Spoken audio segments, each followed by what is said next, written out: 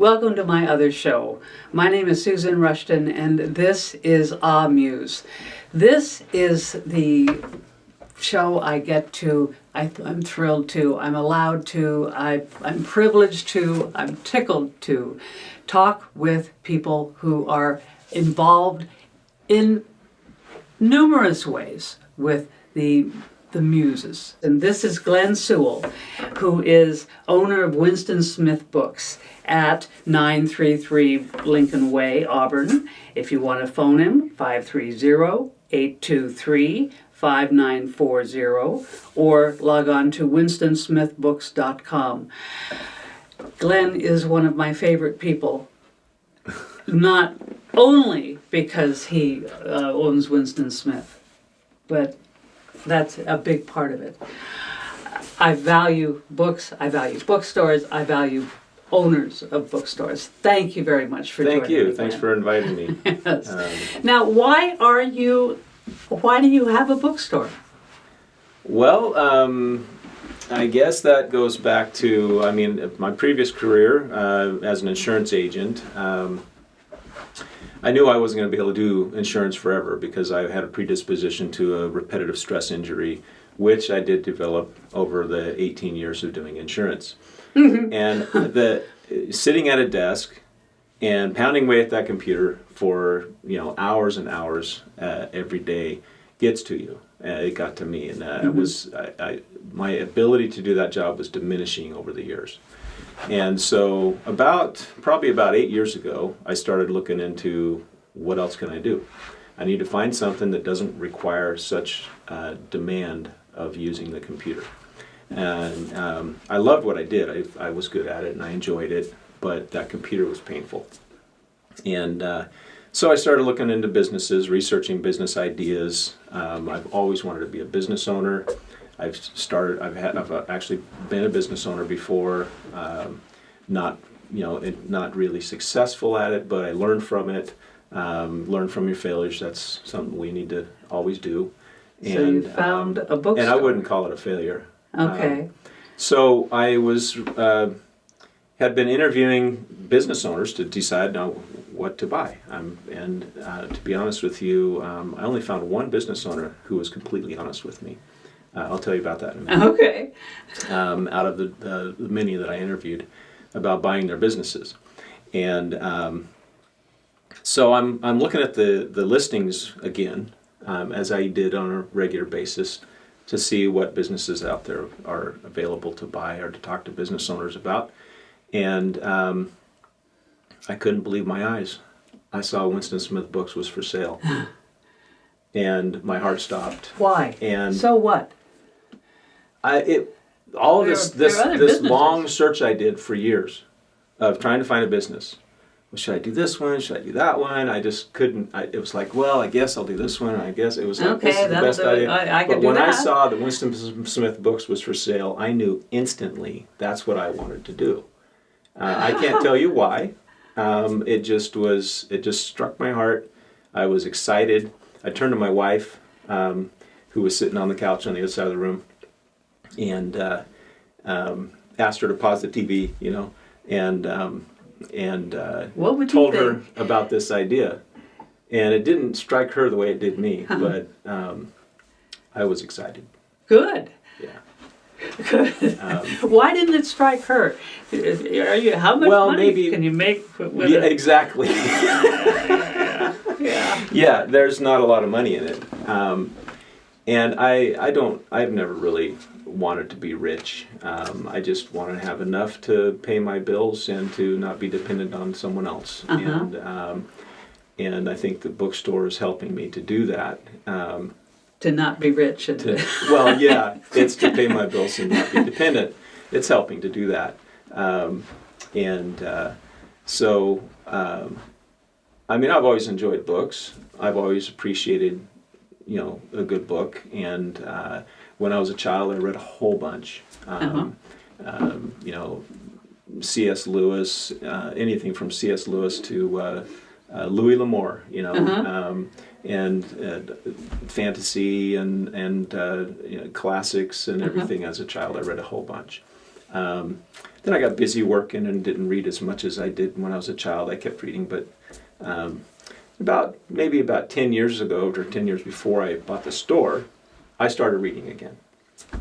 And that might have something to do with why I was, I discovered reading again in my life. And I want to interrupt you. You say that the first author that came to your mouth was C.S. Lewis. C.S. Lewis, the Chronicles of Narnia, yes? Yes. The Chronicles of Narnia. I can remember where I was, the weather, who was in the room with me when I was 10 years old, when I first learned about Aslan. They say Aslan is on the move, perhaps has already landed. I remember everything. Mm-hmm. And I'm reading the right book, I thought. Yeah. Well, I don't remember everything like that. When I read, it's like, for me, it's like eating lunch, I don't remember everything I ate. And I don't remember everything I read. But I do think that it helps to form who we are and the way we think, whether we remember it or not. Yes, okay. So you are now, after 8 years? I've had the store for over 4 years. Okay. I started my search for businesses, like I said, a while ago. But, I didn't know how I was going to be able to get the store. How could I afford it? I'd never worked in a bookstore before. You just knew you wanted a bookstore. I just knew I had the confidence that I could run the business, and I had the confidence that I could learn what I needed to learn to do the job successfully and to be a good bookseller. Okay. And I'm getting there. Good. Okay. Off the right off the screen from you guys is a book on a stool that Glen brought in. Glen, let's see the book. And so this is 1984 by George Orwell. And I don't see Winston Smith indicated anywhere on that book. Why do you call the bookstore is called Winston Smith? What does that have to do with 1984? Yes, what does that have to do with 1984? Well, I'll tell you a little bit about George Orwell first. Okay. He, had a rough life where he experienced a lot of oppression from, his growing up years, personally in his family and school life and things like that, but also in his early career. He was kind of the oppressor at one point. Yeah. And so he began. And when you say he was kind of the oppressor, he was working in India. In Burma. He was working for the Imperial Police, force under the British Empire. Everybody hated him because he was British. That would be terrible. Okay, you can put that back. So he began writing about things that mattered to him, that he wanted the world to see how life can be under oppression, under the totalitarian type lifestyles. Mm-hmm. When you have a totalitarian state or a tyrant or a dictator over you, or an empire over you that is controlling your life. And so he started writing books that had to do with that, to help illustrate why we don't want to live under those kind of conditions. Yes. And Orwell was kind of a political guy, but I'm not. We don't have to be political people or politically minded people to understand these concepts. I don't really enjoy talking about politics. Mm-hmm. At Winston Smith Books, we do not talk really about politics. We talk about books. It's not a political store. Right. It's a store that's open to everybody, Yeah. And but the kind of things that Orwell wrote about, in 1984 being one example. That totalitarian governments can rise under either side of the political spectrum, or over, whatever, however way you want to say that. And so as people, we just need to find common ground. We need to be friendly to one another and talk about the things that matter to us, And on Facebook and things, we see too much vilification happening. People are vilifying each other on either side, polarizing each other on either side of these discussions, and we need to stop doing that and come together, and because we can all understand how we don't want to live under totalitarianism, and it can happen on the conservative side or the progressive or liberal side of the political spectrum. That danger exists on both sides. Okay, So. and that's what goes on in 1984 with Winston Smith. So Winston Smith is the protagonist of the book 1984, written by George Orwell. He's the main character. George Orwell wanted to create a character that everybody could relate to.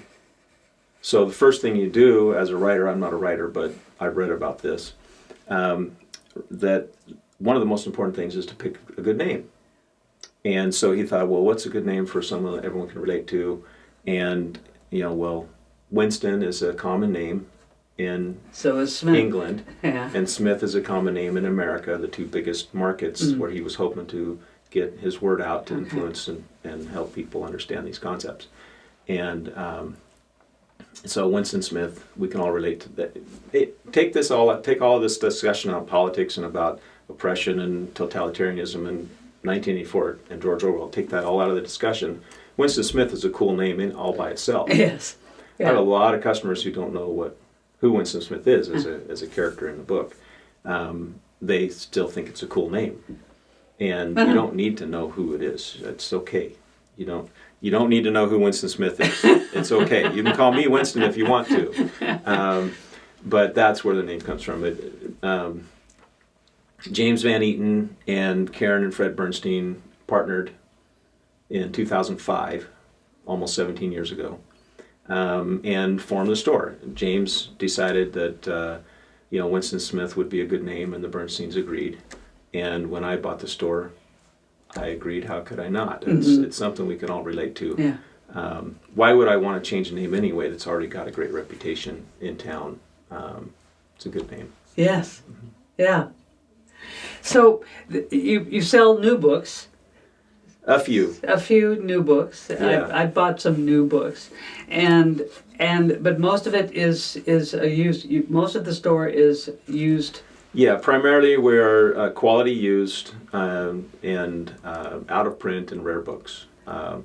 There is a lot of good common reading stock, because that's the stuff that sells most. It makes it's little money, but it's lots of money. It's the bigger part of the sales that happen in the store.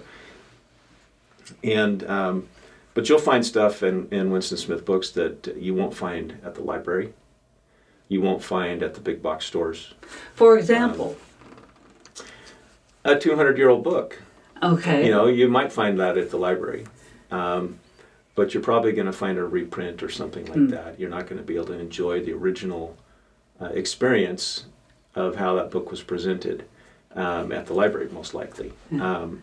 You certainly won't find something like that at stores that won't be named on the show. Right. In Roseville that sell lots and lots and lots of new books. So there's older books, for example, books that are no longer in print, even though they might have been printed only, a few years ago, or maybe 100 years ago, or 20 years ago.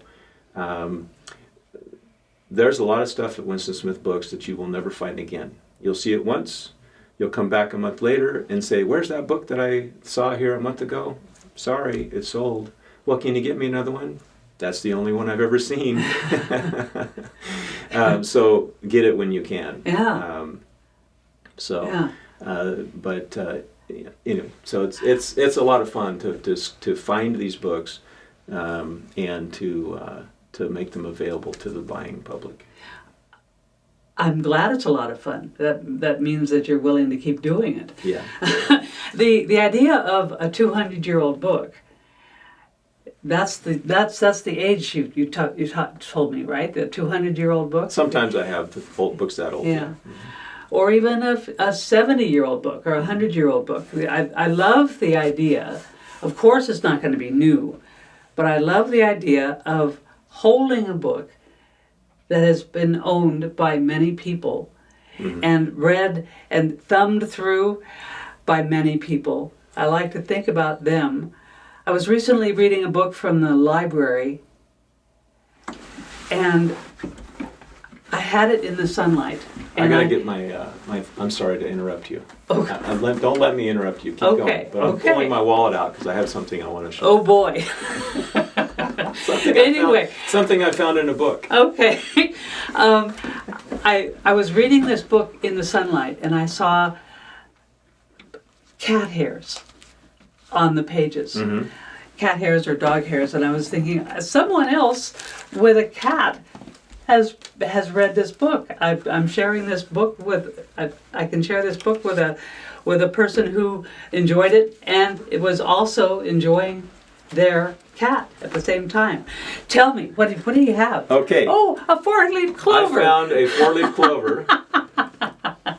I'm trying to remember the title. I don't know if you can see this. Maybe highlight it with my hand a little bit here.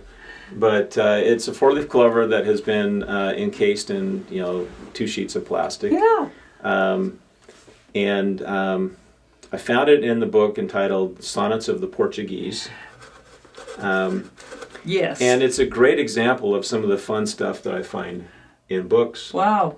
And used in books that I find love notes. Sorry you found it. I'm sorry the person left it there. When I was a child, I used to sit in the field of clovers and find these myself. Mm-hmm. But I don't still have one of those. Now you do. I have and you found it in a book? Oh, who is she? Who is the author? Browning. Robert Browning's wife. Elizabeth Browning. Mm-hmm. Yes. And I found this clover on St. Patrick's Day. Oh, you're just a big liar. I'm not joking. I'm not joking. I found this in the Sonnets of the Portuguese on St. Patrick's Day in 2018 or 19. Wow. I was so excited about it. I was showing it to customers. One of the customers snatched it out of my hand and stuck it in his pocket and walked around the store. He was teasing and joking. It was a lot of fun. And he did give it back to me, of course. So we became friends kind of over the next few months. And I haven't seen him in a while. He probably moved on. But so some of the fun things that happen in the store. And since you're new to bookstore ownership, how do you decide? No, let me start over again. Glen takes used books. He's eager to take new used books. He doesn't sell all the used books. They go off to a place where they auction them off, or? No, I have a friend to the store who comes by when I give him a call. He'll come by and pick up a truckload of books. So you can bring books. Okay. Yeah, I wait till it stacks up to enough for his truck to fill up, and then I give him a call. And where do they stack up, Glen? In the back room. In the back room. Yeah. Not in back of you when you're selling things. No. Oh no, my! In the back room. Oh my! That means there's. You don't see the stack. You go in, and there he is standing in front of the cash register. But in back of him, these 4 or 5 feet piles of books. But there's more in the back. That yes. Oh. There's always books piled over my head. Not always, but most of the time, piled above my head behind the counter. Because there's a lot of books to go through. I tell you, it's a ton of work. Yes. I knew it was going to be a lot of work to own and operate a bookstore. It's a lot more work than I expected, and I'm not disappointed by that. I'm not. At least you're not sitting for 8 hours a day working on the computer. You're standing. I'm not afraid of hard work. But you can't. I have no time to read at the store. I have no time. Although I'm finding that it's important to do so more and more, I'm discovering I need to take time to do this. But talking with customers and hearing their stories and gabbing in the store is something that I'm beginning to learn how to enjoy more, especially now that I've quit my day job. In March, I finally quit my job as an insurance agent. Yes, which means that you are. And it's and now I'm finding that the things that I am able to think about now are expanding, because I'm not being dragged down by the weight of 2 full-time jobs. Yes. And I can focus now on just the store and just the books and the customers. And so forgive me if I was ever too stressed or something before. Things are lightening up at the store. That's wonderful. Because I'm not working so much as with 2 full-time jobs anymore. I'm just focusing on the store. Okay. And it's such a relief. I Such can a imagine. relief. Yes. I did ask you. I did start up with a question about, you bring all these people bring these books. Some of them you keep, some of them you don't, some of them you sell, some of them you give away. How do you choose which books? What are you looking for to keep in the store? Well, the obvious thing I'm looking for would be iconic subjects. Think By which of you mean? an icon in movies would be John Wayne. Everybody recognizes that name. He's been dead for almost 50 years now. But you hear that name, everybody can think of what he looks like, and they can probably think of some things that he stands for and even said, and the movies that he made, and that's an icon. And in literature, you're looking for icons sometimes. The things that it can be an icon and not be sellable. Unfortunately, there's a lot of icons in literature that don't sell. I do carry some of those because I think they're important, and I hope that they will sell. This may be a terrible thing to ask. What is an icon that won't sell? Some poetry, philosophy, history. There's some iconic pieces of literature that hardly sell. I mean, I held up a classic title that unfortunately too many people haven't read, and most people. And again, the title he held up was 1984. 1984 by. And a lot of people are familiar with this book. They've heard of it. They recognize it. They know what it stands for, but they've never read it. Yeah. And that's okay. I'm not trying to get everybody to read stuff they don't want to read. But this book does sell. I sell a lot of this. But there's other classics that don't sell. I mean, like Saul Bellow, for example. Yeah. Herzog. I can't remember the last time I sold a copy of Herzog. Okay. I'll have to come in and buy it. And I do have, I think I have a copy of that on the shelves right now. It's a great book, and it's an important book, and it was influential to America, and it'd be a good book to get and read. But there's a lot of examples of books like that people don't read and they're not buying. So I have to be careful. Just because it's iconic, I'm not going to automatically take it. Yes. But it's also a good message to send. Look at all these wonderful books that you've probably heard of, and that are important. Yeah, granted, it's one thing to have all popular books all the time, and go all. But you can go anywhere and find that. Yes. Yeah. You can't. I try to do more than that. I have a selection of popular books. Yes. But I'm not the place to go to always find the latest bestseller. I can order it for you. If you ask me to have it, I will get it for you. If I have enough people asking me to carry it, I will carry it, if the demand is there. But that's for new books. The demand has to be there first before I will supply a new book for the store. I'm not going to take risks on new books. I do take risks on older books. Okay. And because they're a lot cheaper, I'm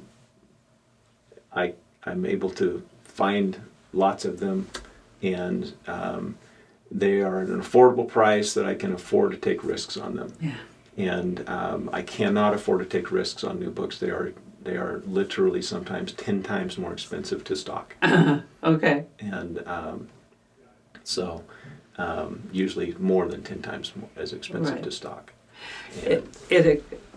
It occurs to me to talk about what a person can find on your website, and in particular at winstonsmith.com. No, Winston Smith Winston Books. Smith Books. winstonsmithbooks.com. On the left-hand side of the web page, there's this buy books here or something like that. Yes. And that's not just Winston Smith Books. That's not Winston Smith Books. But it's not. That does help support Winston Smith Books, but the books that you buy online from my website do not come from the store. They come from a warehouse that I partner with, and it helps to support the store. It's a great way if you don't find it at the physical store that I've set up for the browsing experience. I purposely set it up so that you can meander through the aisles and enjoy a relaxing browsing experience. If you ask me to help you find a title, I'll be more than happy to do so. I offer to help too. But the main thing that Winston Smith Books is designed for, set up for, the experience I'm trying to give, is that browsing experience. It cannot be replaced by the internet. It cannot be replaced by the big box stores. He's preaching to the choir here. The big box stores, you can browse there too, but you're only going to find a limited kind of stock. Yeah. Stuff that is relatively new. It's like a dictionary. When I say new, I mean new to the world, not new as a book. Right. Although it is new as a book. Right. At Winston Smith Books, you're going to find used books that have been available to the world for a very long time. I forget who it was that said something to the effect of that if an old book is new to one who hasn't read it. Mm-hmm. So I'm trying to remember who said that. Sorry, I can't remember. But several people talked about writing being simple, just open up a vein and. mm-hmm. I told you this would happen, Glenn. I've just been informed that we have 1 minute. Oh, wow. So my guest has been Glen Sewell, owner of Winston Smith Books, 933 Lincoln Way, Auburn. If you want to phone him, 530-823-5940, or go online at winstonsmithbooks.com. winstonsmithbooks.com. Can I say one more thing real quick? Do I have Real time? quick. The Bernsteins were that business owner. Karen and Fred Bernsteins were the honest business owner that I mentioned in the beginning. Who The told you only the one truth. I ever met Okay. who was completely honest about selling their business. Okay. Well, Glenn, thank you very much for being my guest, and thank you very much for watching.